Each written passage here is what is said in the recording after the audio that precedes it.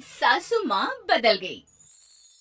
कहानी उस घर की है जहाँ बहू और बेटी को एक माना जाता था, लेकिन फिर अरे शिखा बेटा, तू रसोई में क्यों घुसी रहती है? जा, रोटी मैं बना लूंगी।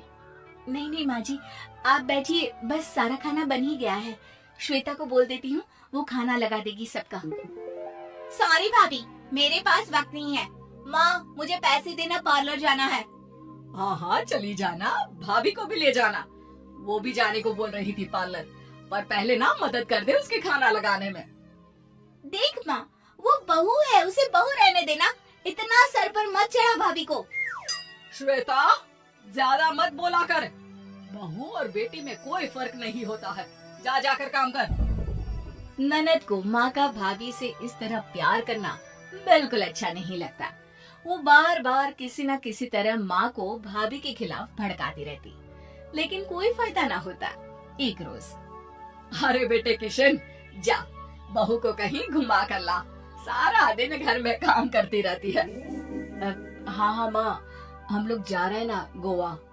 अच्छा जी, भाभी ने तो हमें बताया भी नहीं।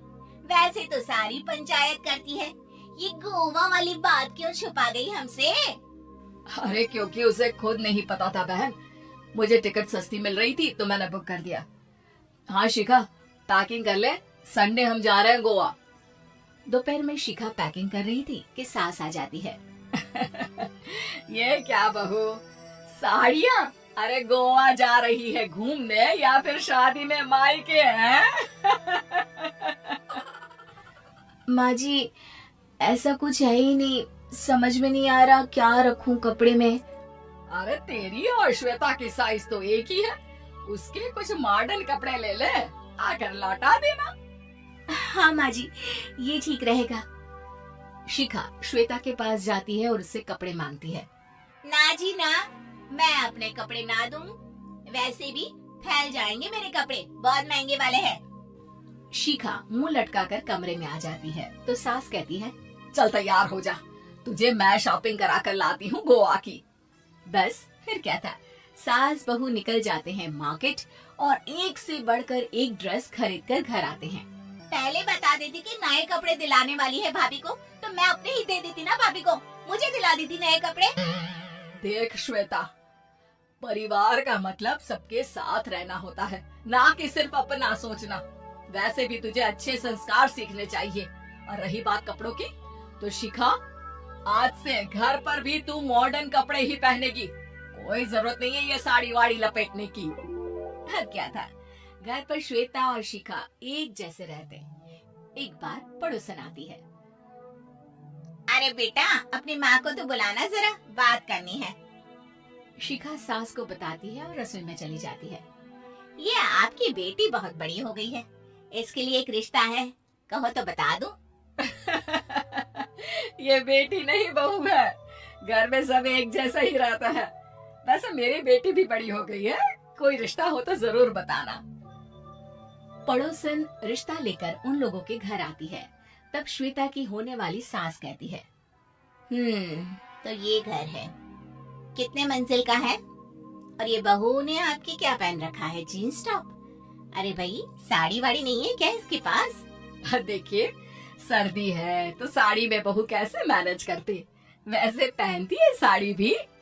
देखिए, हम लोग ठहरे पैसे वाले लोग, कोई कमी नहीं है हम लोगों के पास पैसों की, बहुत पैसे हैं, जमीन, नौकर चाकर, कार, सब कुछ है, लेकिन घर में संस्कारी बहू चाहिए। समझ रही है ना आप? सास कुछ कहती कि श्वेता बोल पड़ती है, हाय रे, नौकर चाकर से लेकर जमीन, कार, पैसा, हाँ, मुझे रिश्ता मंजूर है मुझे। अरे रुक जा श्वेता, मैं बात कर रही हूँ ना। देखिए, हम लोगों के घर इतनी आजादी नहीं मिलेगी।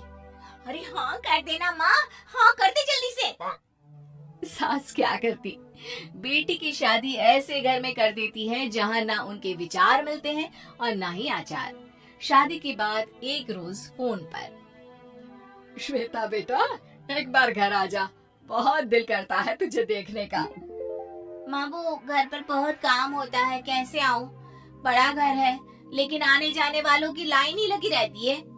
बेटा मैं तो जानती थी उस घर का हाल, लेकिन तू ही नहीं मान रही थी। माँ देख, हर घर का यही हाल है। तेरी बेटी को यहाँ घूंघट हटाने की परमिशन नहीं है और एक तरफ भाभी स्कर्ट पहनकर घूम रही है। बेटा मुझे क्या पता था कि मेरी बेटी को ससुराल के नाम पर पिंजरा मिल जाएगा। अच्छा माँ, फोन रखती हूँ, सास को गर्मा गर्म रोटी खिलानी है। तुम लोगों की तरह नहीं कि एक रोटी बनाओ, एक सब्जी बनाओ, फिर सारा दिन फ्री होकर घूमो। सास फोन तो रख देती है, लेकिन सोच में पड़ जाती है कि एक तरफ बेटी जिसे कोई आजादी नहीं, वहीं दूसरी तरफ बहू जिसे देखकर लगता ही नहीं कि उसकी शादी भी हुई है। अगले रोज। शिखा, अरे ओ शिखा। हाँ माँ, क्या हुआ? कुछ चाहिए आपको? मैं जिम जा रही थी। जिम के कपड़ों में बहू को देखकर सास को घूंघट में अपनी बेटी का ख्याल आता है। देख बहू, घर में बहू की तरह रहा कर। इतने टाइट कपड़े पहनकर जिम जाना पसंद नहीं मुझे। जा जाकर रोटी बना। रोटी? माँ अभी तो शाम के 6 बजे हैं, इस वक्त रोटी? अब क्या मेरे खाने पीने पर भी पहरा है? अरे जब मर्जी तब मैं अपने घर में खा भी नहीं सकती क्या? बहू को अजीब लगता है। वो समझ नहीं पाती कि जो सास कल तक इतनी सपोर्टिव थी, उन्हें अचानक से क्या हो गया। वो किचन में जाती है, गरम रोटी के साथ 2 तरह की सब्जी, रायता, सलाद सब लेकर सास के पास आती है। माँ जी, खाना। इतना सारा खाना? राक्षस समझा है क्या मुझे? रोटी मांगी थी मैंने गर्मा गर्म बस। पर माँ जी, रोटी खाती किससे आप? सब्जी तो बनानी थी ना। अरे भूख मर गई मेरी तेरी बहस से। जा जाकर काम कर, अंदर पूरी रसोई साफ कर। बहू अंदर चली जाती है। थोड़ी देर में श्वेता घर आती है। अरे शिखा जल्दी से चाय ला, पकवान बना, मेरी बेटी आई है। अरे नहीं नहीं माँ, ड्राइवर बाहर खड़ा है। मैं तो घर का कोई सामान खरीदने के बहाने यहाँ आ गई हूँ, मुझे जाना होगा। अरे बेटा, पर कितने दिनों बाद देख रही हूँ तुझे, रहने आ जाना 2-4 दिन के लिए। आ जाऊंगी माँ, जब मेरी सास मरेगी तब। मैं तो रोज मन्नत मानती हूँ कि मेरी सास मर जाए तो अच्छा है। अच्छा चल, जा रही हूँ माँ। हे भगवान, कैसे कैसे दिन देखने पड़ रहे हैं मेरी बेटी को। सास अंदर जाती है, जहाँ श्वेता के जिम वाली सहेली का फोन आया होता है। क्या बात है, आज जिम नहीं आई? अरे पता नहीं यार, आज माँ को क्या हो गया अचानक। पर खैर कोई नहीं, लगता नहीं कि मैं अब जिम आ पाऊंगी। शिखा स्पीकर पर बात कर रही थी, जिसे सास सुन रही थी। यार ये सास ना होती ही ऐसी है। मैं तो कहती हूँ बुढ़िया जल्दी मरे और तू आराम से जिए। शिखा को सहेली की बात पर गुस्सा आ जाता है। माँ के मरने की कौन सा बच्चा दुआ मांगता है मोहिनी? आगे से ऐसी बात मेरे सामने मत करना। हमारे घर की शोभा ही माँ है। क्या हुआ जो थोड़ी शक्ति दिखा रही है? उसमें भी कोई ना कोई उनकी भलाई ही होगी। मैं तो कहती हूँ भगवान मेरे जैसी सास सबको दे, जो सिर्फ माँ की तरह है। सास वाली तो कोई बात ही नहीं है उनमें। सास ये बात सुन रही थी। उनकी आंख में आंसू आ जाते हैं कि क्यों वो बेटे की किस्मत में बहू को भी भागीदार बना रही थी। शिखा, अरे ओ शिखा, क्या हो गया? जिम नहीं जाना क्या?